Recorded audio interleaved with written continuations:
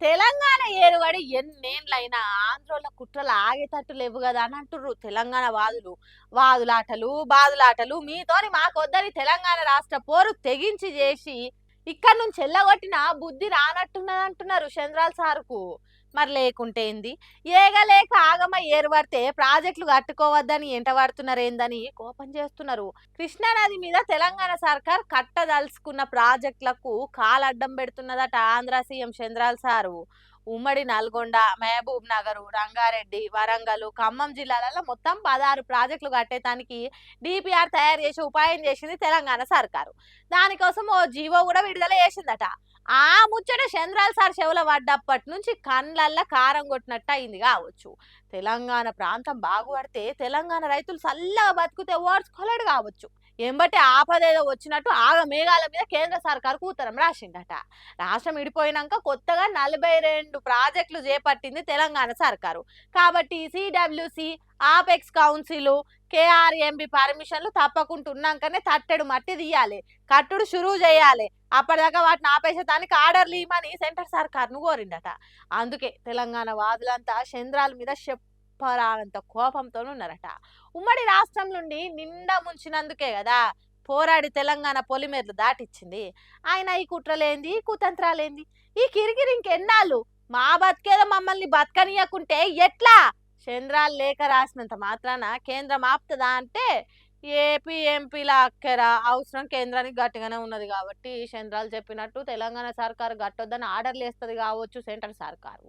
అప్పుడు తెలంగాణ బీజేపీ ఎంపీలు ఏం చేస్తారు? ఆంధ్ర ఎంపీల అవసరం ఎత్తున్నదో మా తెలంగాణ ఎంపీల అక్కర కూడా గంతే ఉంటది.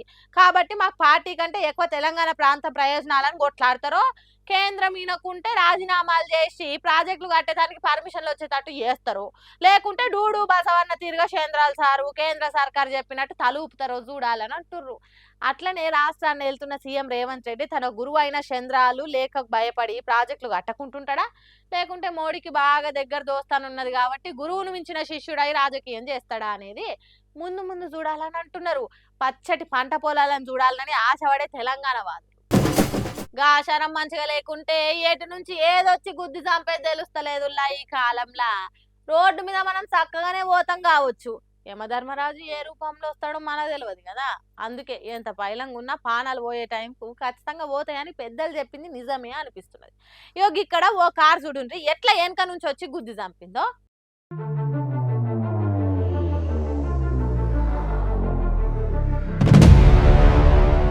అయ్యయ్యో, కాపాడుండ్రని నోట్ల నుంచి మాట రాకుండానే కారు కింద పడి జీవిడిచిండు మొగులప్ప అనేవో అన్న. కారు మీద మన్వయ్య ఏమైందో ఏం పాడు బంగారం అసొంటి మనిషిని పొట్టన పెట్టుకున్నది. పటాన్ చెరువు మండలం ఇస్నాపూర్ ఇందిరమ్మ కాలనీలా అదుపు తప్పి ఓ కారు మస్తు రువ్వడిగొచ్చి ఓ కారును గుద్ది ఓ బండి మీద నుంచి వెళ్ళిపోయింది. పాపం బండి నడిపే మొగులన్న ముందు చూపే చూస్తాడు గాని వెనక నుంచి రువ్వడికి వచ్చే కారు ఎరగలేదు కదా. ఒక్కసారి కారు గుద్ది మీద నుంచి పోయే వరకు తన్లాడుకుంటూనే తాను జాలించిండు. ఇంకో ఇద్దరు గాయాలతో బతికి బయటపడ్డారట. మరి ఆ కారు నడిపేటోనికి డ్రైవింగ్ వస్తుందో రాదో? వచ్చినోడే అయితే కార్లు ఏమైనా తక్లీఫ్ ఉన్నదో తెలియదు కానీ ఓ నిండు పానం తీసింది కారు. ఇదంతా సీసీటీవీలో రికార్డ్ అయ్యే వరకు పబ్లిక్ ఎన్నులా భయం కలుగుతున్నదట. ఏటు నుంచి ఏ గండం వచ్చేది తెలియకుండా అయిపోయాయి కదరా బతుకులని బాధపడుతున్నారట. ఏందో ఏమో పోన్రి, కాలం మారాలే అంటున్నారు కానీ గింతగానం మారుతుందని అనుకోలే అని మాట్లాడుకుంటారట. ఈ యాక్సిడెంట్లు కళ్ళారా చూసిన అక్కడ జనాలు.